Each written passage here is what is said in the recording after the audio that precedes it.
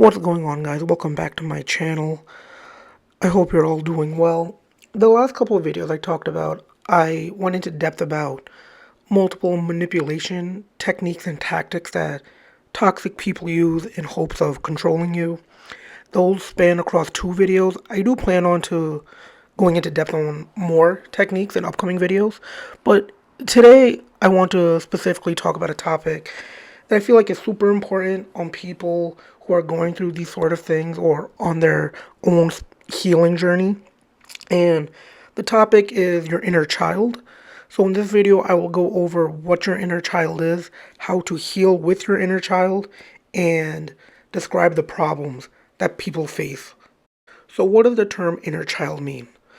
An inner child, by definition, is a person's supposed original or true self, especially when regarded as damaged or concealed by negative childhood experiences. So basically, this means your inner child is how you feel as a child, right? Is how at that time your mind was starting to form based on your surroundings. You're starting to put like pieces together, your thought process is working, but you're fully not developing what is truly happening. You're truly not processing it. Because when you're a child, you just know what's around you. You think what's happening is normal because you haven't experienced anything else. For example, say you don't have that good of a relationship with your parents, or one of them left, or they divorced and it was messy. More often than not, the child is often neglected in this scenario. They're not really put into a factor, per se.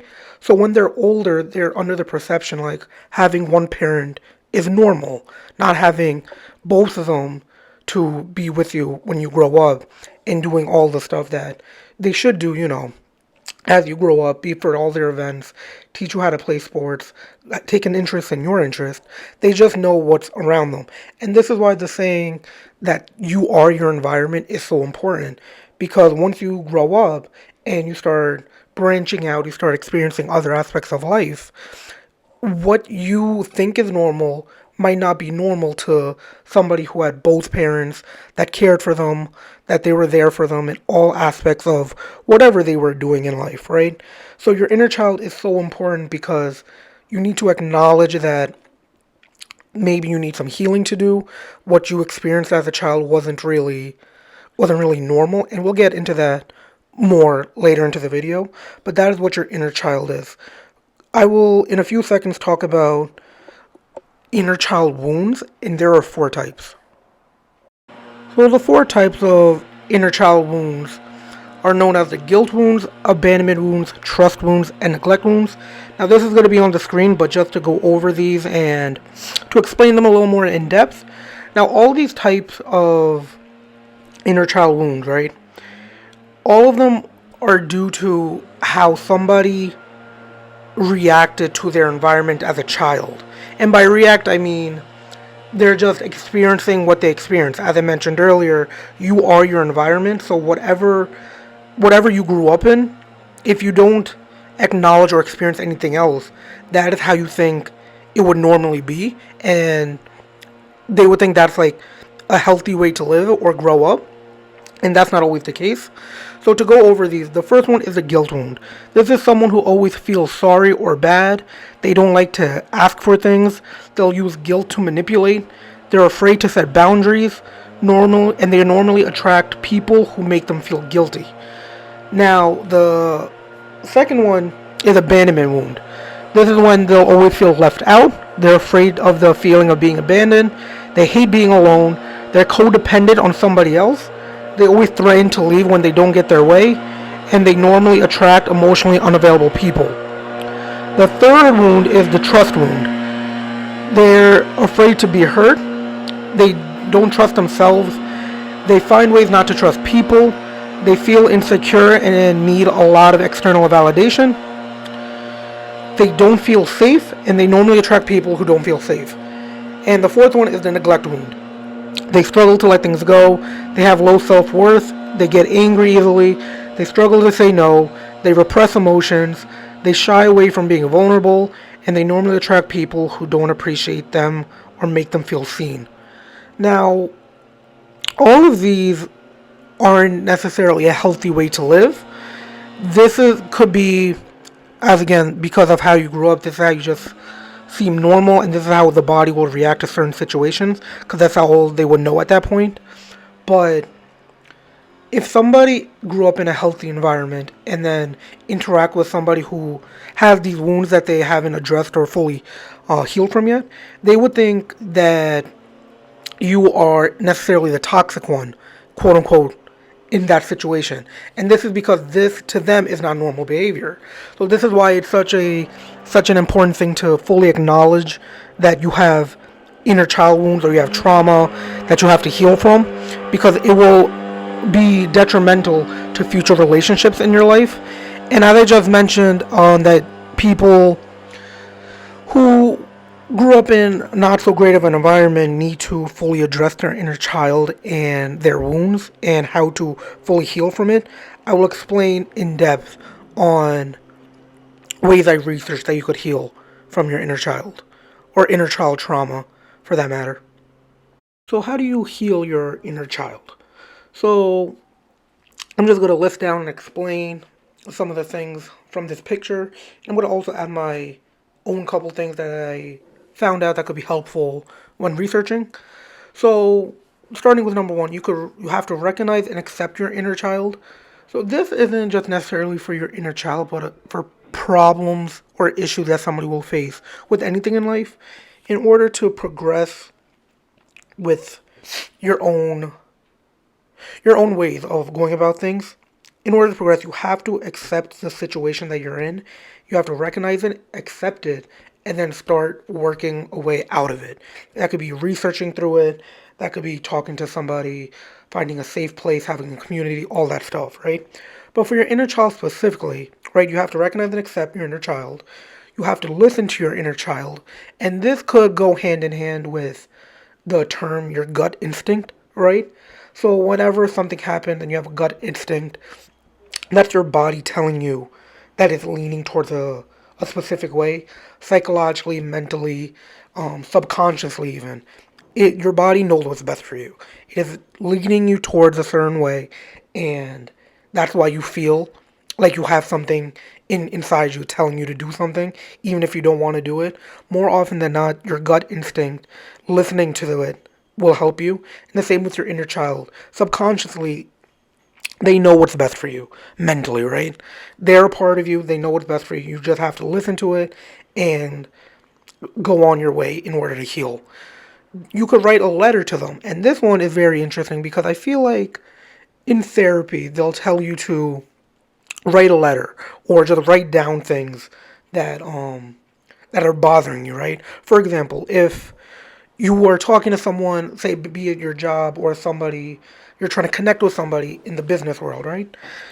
You get an email that their personality is not the best, and you get an email written in a specific way, and you just get really upset. Rather than trying to write an email back with an attitude or a nasty email or anything, they tell you more often than not just write it down. And then write it down and then just rip it up. Writing it down could get all your thoughts and feelings out in that moment, your emotions, and it will help you not burn a bridge, so to speak, with that person. Now, that's just a specific scenario. Writing a letter to your inner child could be the same idea, but you just keep it. And it could be like a checklist that, like, this is the problem. I've acknowledged it, I've accepted it. It's the situation I'm in.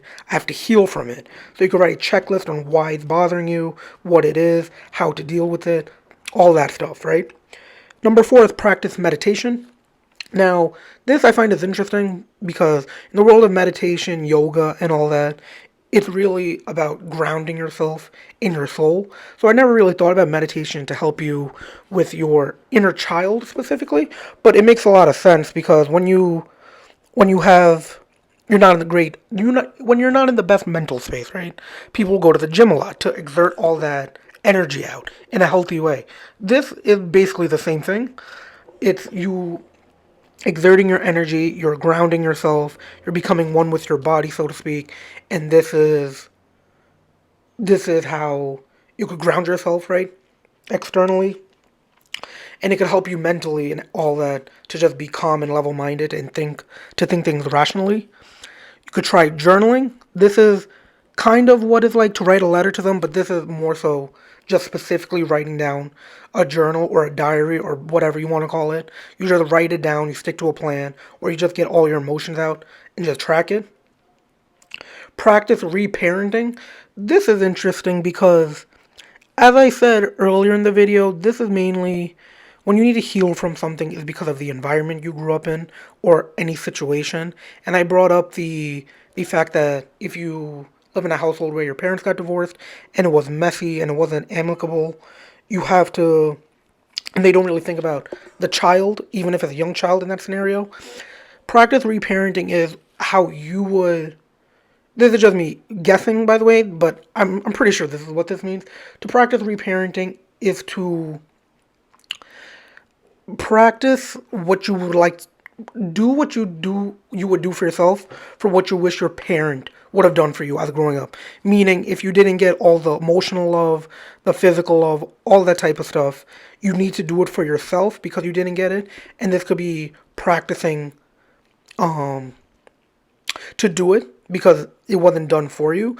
Now, practice reparenting. Practice reparenting also reminded me of the term parentification. I believe that's what it's called. It's when in psychology, it's when say you grew up with siblings and your parents weren't really there for you emotionally or anything like that, that the older sibling would become your parent. They would do things for you like that your parents should have done for you, but they didn't. They would like take you to your doctor's appointments, they would help you with school, they would help you go through things, all in that nature. That just reminded me of that. And I will probably make a video about parentification, but that's at a future date. Number 7 is to care for your inner child. Everything listed above is caring for your inner child. You can't neglect it. It's been neglected for way too long, right? So you need to start taking care of it. And number 8 is checking daily with your inner child's needs. This could be having a conversation with yourself, a healthy one. That's saying, how are you doing? What did I do yesterday to make myself better today on my healing journey? I added mainly one thing, and I think it's kind of given, but just to say it, is to attend therapy for things like this. If you're mentally drained and stuff like that, therapy could only be beneficial for you, and I just added it because it wasn't explicitly said on this list. So that brings me to the end of this video. I hope you guys found this video educational. It informed somebody that what an inner child is and how to heal from it. I had a lot of fun making this video and researching on this topic because I always knew what an inner child was, and finally making a video and then going through it thoroughly and in depth was really helpful to me personally, and I hope it helps somebody out there. I just wanted to say, I played back the audio of this video, and at some point there was like a lawnmower going in the back, and I want to apologize for that. I didn't realize how loud it was until I played it back, and I'm sure you could still make me out, but I do want to apologize for that. I'll make sure to be on top of that more quickly next time. And there's also one thing I forgot in my last point I try to make on ways to heal with your inner child. You could always do something that you like doing as a child. For example, say you liked jumping rope or hula hooping or anything back when you were a kid, and you just never knew how to fully do it, or you couldn't, say, afford to do it because of your environment you were in, but you're older, you have more of an income, that you could do it at any point, right?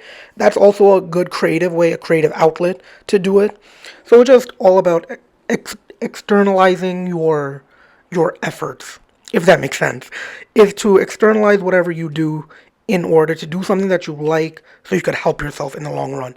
And again, I just want to stress the point that healing your inner child and going through your trauma is so beneficial for relationships later in your life. You'll never know who you will be hurting that you don't even know that you're hurting, but you're doing it, and say it's like a family member, a friend, a close one, anybody that you care for the relationship. It's very important to heal with it. Or you could even tell them, go to a safe space. You could build a community.